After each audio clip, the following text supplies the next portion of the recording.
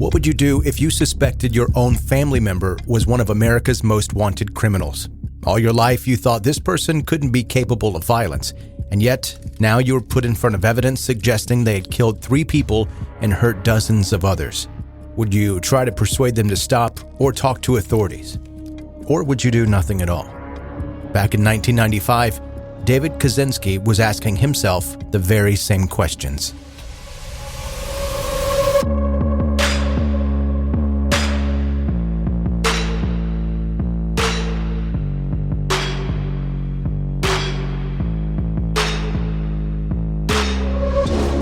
Welcome to 10-Minute Murder, brief and bingeable true crime. I'm Joe, the host, and thank you for joining today. And I debated on pushing pause on releasing new episodes after the last couple of weeks we've had.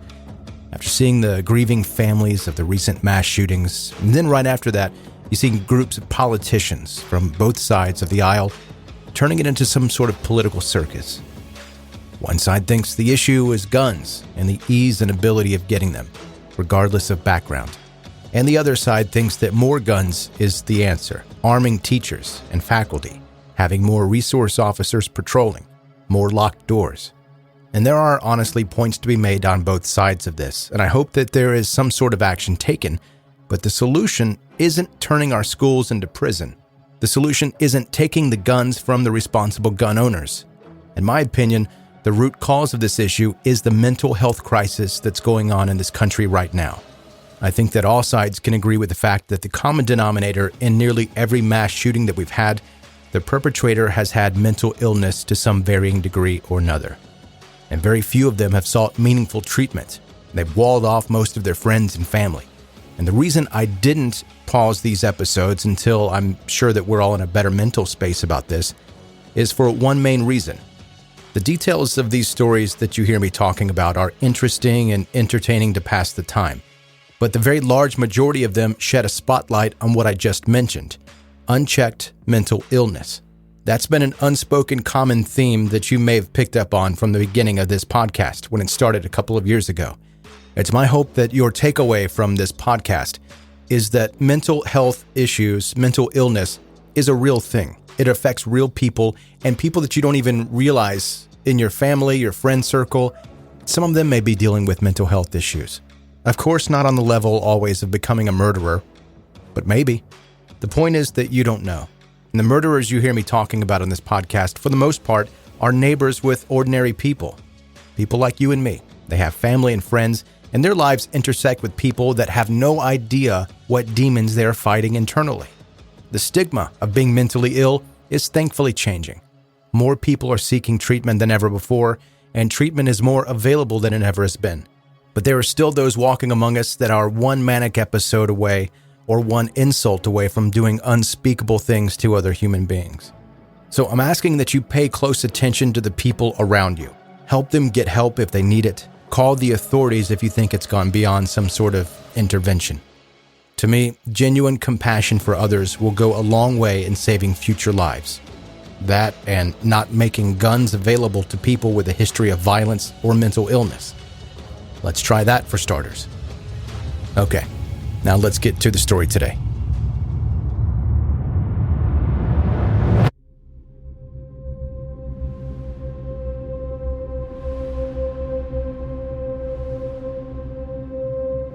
It all began on May 25th, 1978, when a professor at Northwestern University, Buckley Crist, found himself in a weird situation.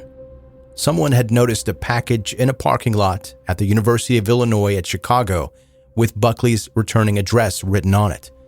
But the professor said that the box that was given back to him, he had never seen it before in his life.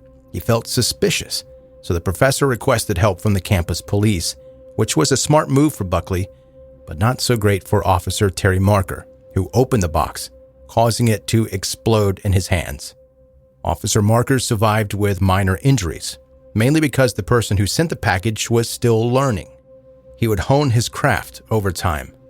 Within the next 7 years, several bombs exploded at universities in Michigan, Berkeley, Nashville, and Utah. In 1979, one of the attacks targeted American Airlines Flight 444 between Chicago and Washington. While the plane landed safely, The case was now on the FBI's desk, but they just couldn't find the bomber in time. After 10 packages that had only injured the unfortunate person who happened to open them, the 11th one proved fatal. In December 1985, a nail and splinter-loaded bomb sent to a Sacramento computer store exploded and killed the 38-year-old owner, Hugh Scruton. Another one injured a man named Gary Wright at a computer store's parking lot in Salt Lake City. When he picked up the piece of lumber-looking device, it exploded, severing his nerves in his arm and propelling over 200 pieces of shrapnel into his body. According to the man himself, it was like being impaled by a porcupine. Up until this point, the mystery bomber had been like a ghost, nobody ever seeing him sending his packages. But in Salt Lake City, that changed. A man wearing a hooded sweatshirt and aviator glasses was spotted placing the bomb. The sighting resulted in the infamous sketch of the person everybody would come to know as the Unabomber. The FBI referred to the case as Unabomb, UNABOM, meaning University and Airline Bomber. He did, of course, later target computer stores, but it was too late to change the name. After the sketch of the Unabomber was published, he went MIA for 6 years before coming back for 6 more attacks between June 1993 and April 1995. Altogether, 3 people were killed and 23 injured using 26 bombs within 17 years. Somehow, this guy had been able to hide from authorities for almost 2 decades. However, as soon as the Unabomber sent his 35,000-word essay titled Industrial Society and Its Future to the media, his days were numbered. The Unabomber's manifesto was all about, as its instruction says, quote, the Industrial Revolution and how its consequences have been a disaster for the human race. That explained how this guy chose his targets, but there was something far more important in those 35,000 words.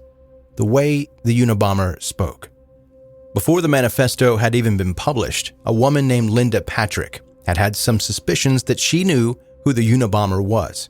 And when she read the essay, it confirmed that Linda knew she was right.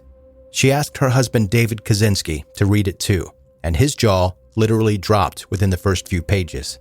David noticed a curious sentence about modern philosophers and how they were not, quote, cool-headed logicians. Someone had once used that exact same phrase and said to David that he was not a cool-headed logician. His own brother, Theodore Kaczynski. According to his parents, Ted was not the easiest child. At times, he was well-behaved and attached to his family, and the very next moment he would shut down, refuse to speak, and stay alone in his attic room for hours.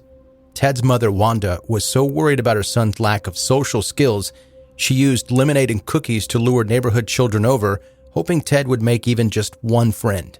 But nothing really helped. Ted would live half his life as a recluse, hating the world around him. Still, Ted was actually extraordinarily intelligent, skipping 2 grades during his early education and scoring a 170 on an IQ test, meaning he was technically smarter than Einstein. On top of everything, at the age of 16, Ted entered Harvard University, where he took part in a psychological experiment conducted by Professor Henry A. Murray. That particular experiment included extensive verbal abuse, which likely didn't do any good to Ted's already troubled psyche.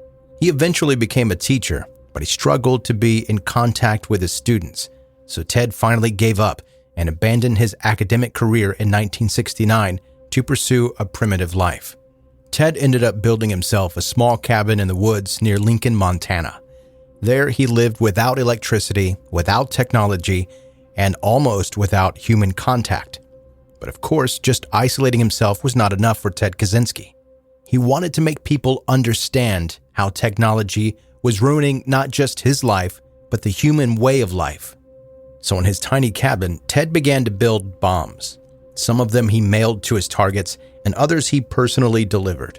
And the thing to note here is that Ted's goal was to only get as much attention as possible to his manifesto rather than mass killings. And you would think a person as smart as him could come up with a more peaceful idea, but somehow Ted thought that violence was the answer. For 17 years, Ted continued sending his packages all over, before finally ordering the media to publish his essay. At that moment, Ted himself ended his crusade. Ted's brother and sister-in-law were way too familiar with his strange writing style after reading his letters during the years. As said before, David needed to basically read the first sentence of the manifesto and he knew who the Unabomber was. After taking a deep breath, David shared his suspicions with the FBI, and federal investigators arrested Ted Kaczynski at his cabin on April 3, 1996.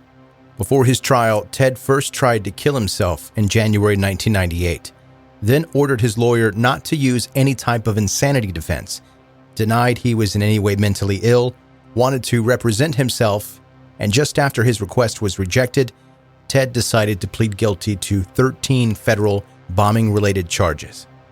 Everybody sighed in relief when he was finally sentenced to spend the rest of his life in prison, only hoping that someone sharing Ted's ideology would not someday follow in his footsteps.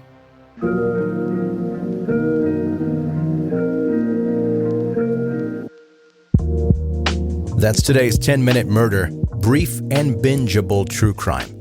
Thanks for listening today, and because I didn't give myself enough time at the beginning to mention it, make sure you are subscribed to the podcast so that you don't miss any future episodes. Connect on social media and see the visuals that go along with the episodes, and you can also message me there if you want to send me stories that you'd like me to cover, or if you have a good banana bread recipe to share, send that too. And some of you have been sending me photos of you out and about wearing your 10-Minute Murder t-shirts. So that's cool, and I like seeing that. BTW, if you want a shirt, there's a merch link in the show notes of this and every episode of 10-Minute Murder. Thank you for listening. Be safe and make good choices.